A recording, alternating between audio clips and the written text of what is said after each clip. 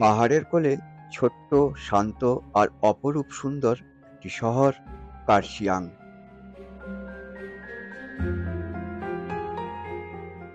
সমুদ্রপৃষ্ঠ থেকে প্রায় ৪,৮০০ ফুট উচ্চতায় অবস্থিত এই শহরকে বলা হয় ল্যান্ড অফ হোয়াইট অর্কিডস। দার্জিলিংয়ের তুলনায় অনেকটাই নিরিবিলি, তাই যারা ভিড়ের বাইরে প্রকৃতির শান্ত পরিবেশ উপভোগ করতে চান তাদের কাছে কার্শিয়াং একটি আদর্শ গন্তব্য।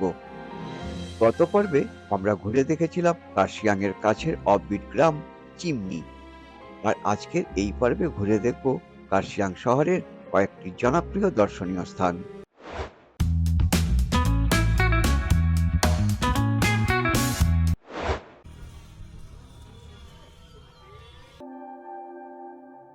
সকালে ঘুম ভাঙতেই বাইরে মেঘলা আকাশ আর চারপাশে এক অপূর্ব শান্ত পরিবেশ।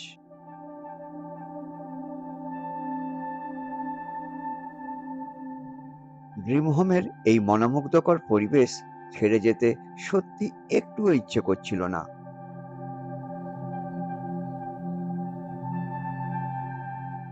তবুও ভ্রমণ তো এগিয়েই চলে, তাই সবাই তৈরি হয়ে নিলাম আর গরম গরম ব্রেকফাস্ট সেরে ফেললাম। আর এই ব্রেকফাস্টটা সত্যিই ছিল একেবারে মনের মতো।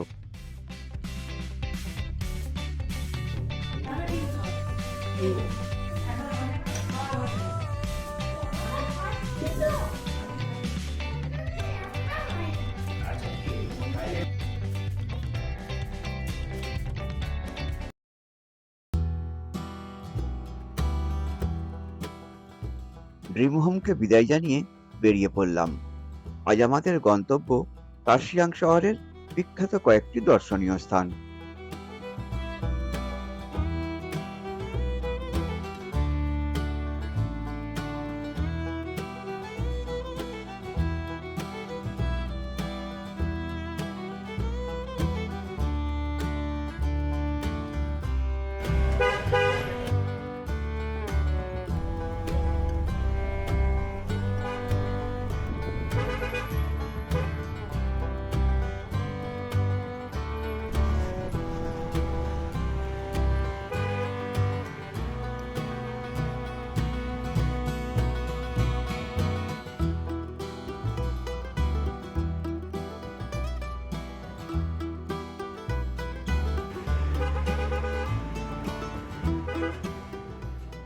আঁকাবাঁকা পাহাড়ি রাস্তা আর কার্শিয়াং শহরের মনোরম পরিবেশের মধ্য দিয়ে চলতে চলতে আমরা পৌঁছে গেলাম মাকাইবাড়ি টি এস্টেটে।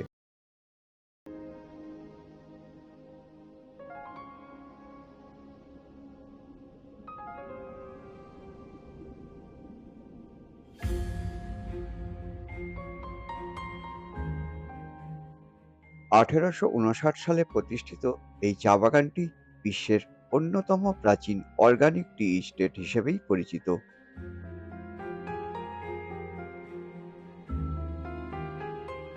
আমরা এখন ফ্যাক্টরির ভেতরে প্রবেশ করব। কোথায় যাচ্ছিস? চা বাগানে। চা বাগানে নয়, মাকাইবাড়ি টি ফ্যাক্টরিতে কীভাবে সেখানে চা প্রসেসিং হয় সেইটা দেখতে, তাই তো?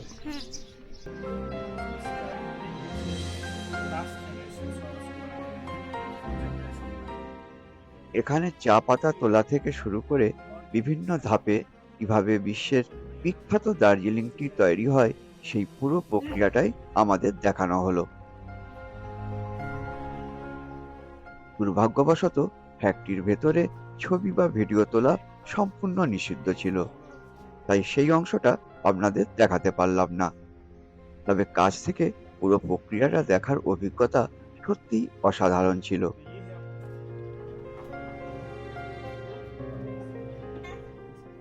চা কেনার জন্য ফ্যাক্টরি লাগোয়া রয়েছে একটি টি শপ।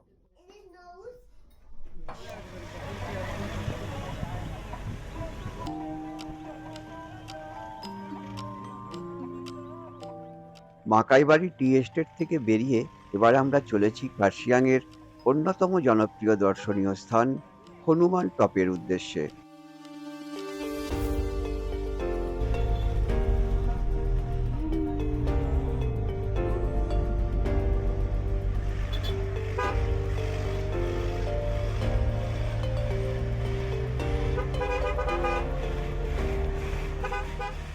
কার্শিয়াং শহরের বুক চিরে কাবাকা খাড়া পাহাড়ি রাস্তা ধরে গাড়ি ধীরে ধীরে উপরে উঠতে লাগলো।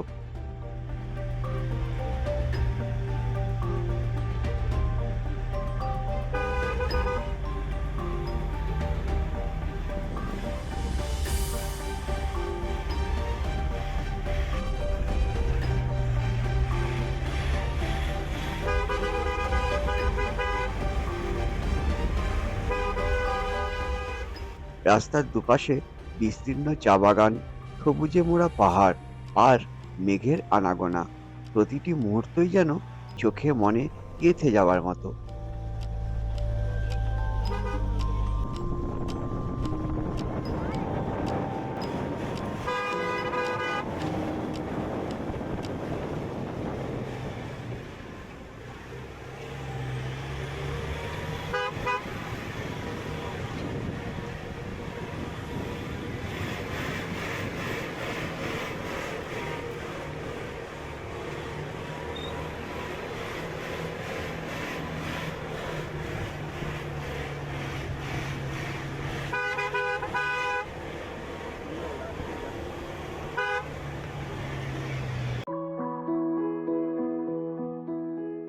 কিছুক্ষণের মধ্যেই পৌঁছে গেলাম হনুমান টপে।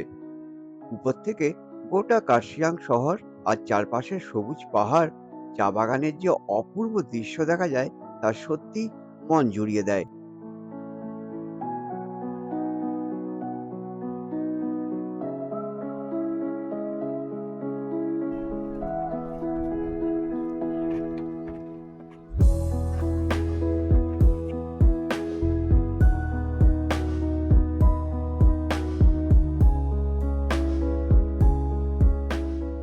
ঘন সবুজ গৌরী শঙ্কর চা বাগানের মাঝখানে দাঁড়িয়ে থাকা প্রায় 40 ফুট উঁচু ভগবান হনুমানের বিশাল মূর্তি।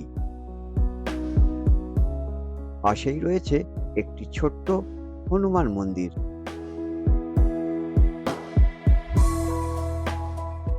আরেক পাশে রয়েছে I love Kurseong photo point, যেখানে প্রায় সবাই স্মৃতি হিসাবে ছবি তুলতে ব্যস্ত।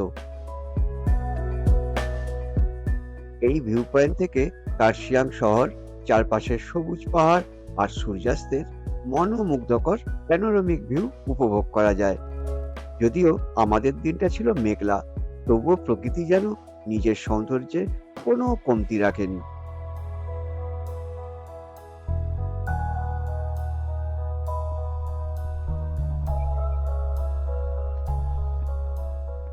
তবে সবকিছুকে ছাপিয়ে আমার সবচেয়ে বেশি মন কেড়েছে সাদা মেঘের আলতো ছোঁয়ায় মোড়া সবুজ চা বাগান। সেই দৃশ্যটা এতটাই সুন্দর ছিল যে মনে হচ্ছিল যেন প্রকৃতি নিজের হাতে এক জীবন্ত ছবি এঁকে রেখেছে।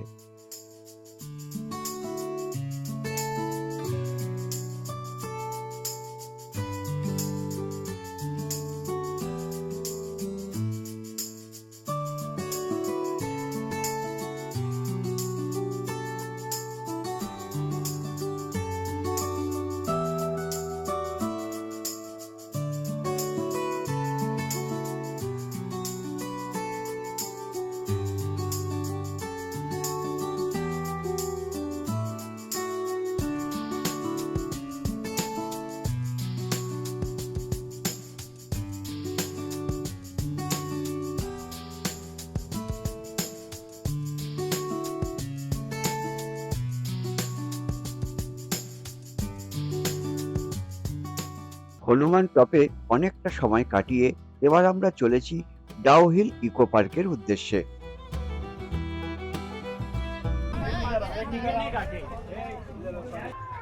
চলে এলাম কার্শিয়াংয়ের অন্যতম জনপ্রিয় স্পট ডাউহিল ইকো পার্কে।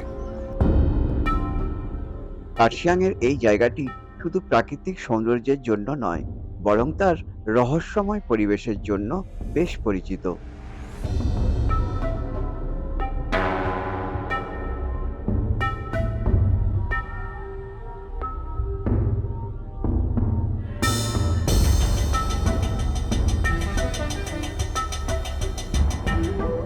ঘন পাইন বন, নির্জন পাহাড়ি রাস্তা আর চারপাশের নিস্তব্ধতা জায়গাটিকে এক অন্যরকম অনুভূতি দেয়।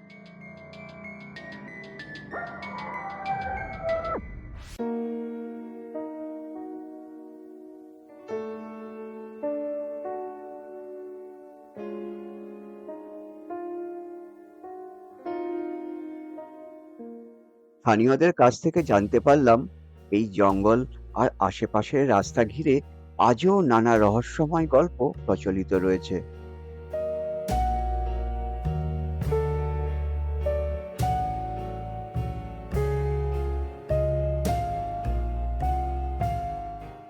অনেকের দাবি গভীর রাতের নীরবতায় নাকি এখনো শোনা যায় ঘোড়ার খুরের শব্দ।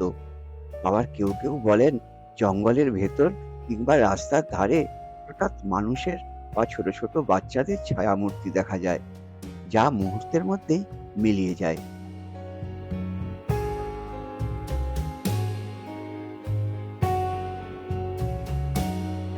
আমরিক, কোথায় এসছিস? এটা খুব সাবধান, যাও দেখে এসো।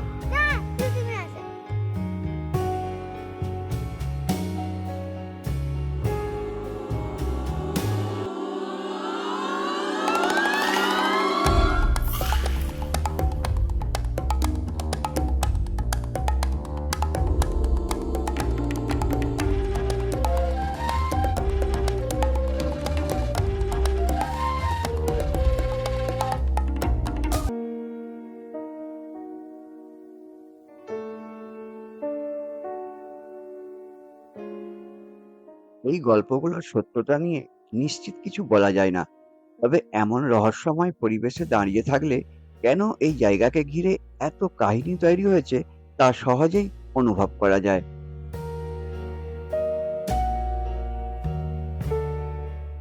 ইকো পার্ক থেকে সামান্য দূরে রয়েছে ঐতিহাসিক ডাউহিল স্কুল। ব্রিটিশ আমলে প্রতিষ্ঠিত এই স্কুলটি কার্শিয়াংয়ের অন্যতম প্রাচীন শিক্ষা প্রতিষ্ঠান। চারপাশের ঘন পাইন বন আর নির্জন পরিবেশের কারণে এই স্কুলটিও নানা রহস্যময় গল্পের সঙ্গে জড়িয়ে রয়েছে। কি খাচ্ছিস? মামা কেমন লাগছে? হ্যালো।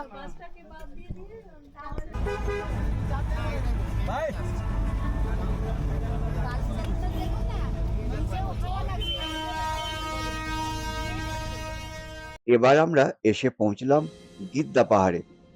এখান থেকে কয়েক ধাপ সিঁড়ি বেয়ে উপরে উঠলেই একটি সুন্দর ভিউ পয়েন্ট, যেখান থেকে পরিষ্কার দিনে কার্শিয়াং শহর আর আশেপাশে পাহাড়ের দৃশ্য দেখা যায়। কিন্তু আজও যেন আমাদের সঙ্গ ছাড়ল না মেঘ। চারিদিকে ঘন মেঘে ঢেকে থাকায় ভিউ পাওয়ার কোনো সম্ভাবনাই ছিল না। তাই আর ভিউ পয়েন্টে না উঠে এগিয়ে গেলাম পরের গন্তব্যে। ভিউ পয়েন্ট থেকে মাত্র কয়েক পা দূরেই রয়েছে নেতাজি মিউজিয়াম। মিউজিয়ামে পৌঁছতে গেলে এই খাড়া পথে বেশ কিছুটা উঠতে হবে।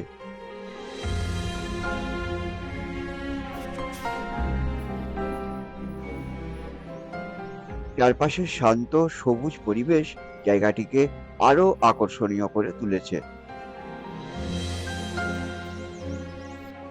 এই বাড়িতেই নেতাজি সুভাষচন্দ্র বসু 1936-37 সালে কিছুদিন গৃহবন্দী অবস্থায় ছিলেন। বর্তমানে এটিকে একটি সংগ্রহশালায় রূপান্তরিত করা হয়েছে। ভেতরে ক্যামেরায় ছবি বা ভিডিও তোলার অনুমতি নেই, তাই সেই অংশটা আপনাদের দেখাতে পারলাম না।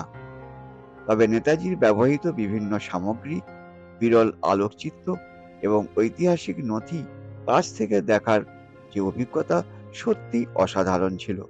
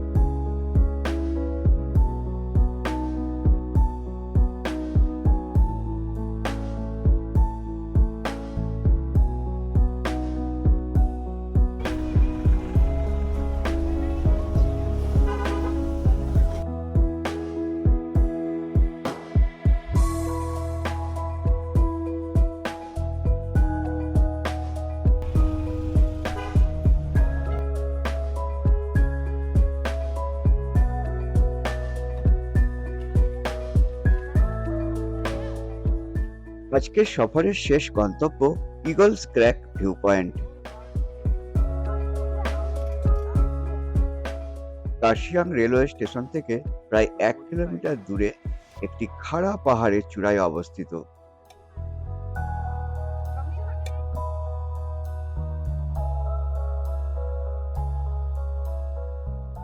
এখানে রয়েছে একটি ছোট্ট পার্ক, এক পাশে রয়েছে একটি ওয়াচ টাওয়ার।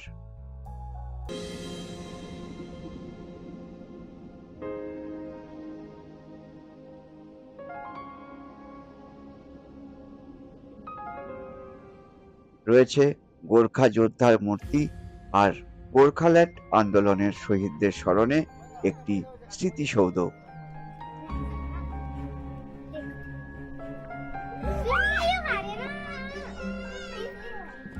এই ওয়াচ টাওয়ার থেকে কার্শিয়াং শহর, সবুজ পাহাড়, দূরের সমতল ভূমি আর সানসেটের অপূর্ব দৃশ্য উপভোগ করা যায়। কিন্তু আমাদের আজকের সঙ্গী সেই চিরচেনা মেঘ।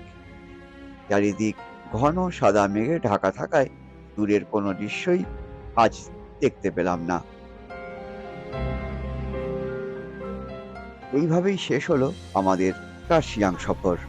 পাহাড়, মেঘ, চা বাগান আর অফবিট কিছু সুন্দর জায়গার স্মৃতি সঙ্গে নিয়েই এবার উত্তরবঙ্গের পাহাড় থেকে বিদায় নিচ্ছি। যদি ভিডিওগুলো উপভোগ করে থাকেন তাহলে একটি লাইক করবেন, কমেন্ট করে জানাবেন কোন জায়গাটি আপনাদের সবচেয়ে বেশি ভালো লেগেছে। আর নতুন দর্শক হলে বাদশাহী ট্রাভেল ব্লগকে সাবস্ক্রাইব করে পাশে থাকবেন।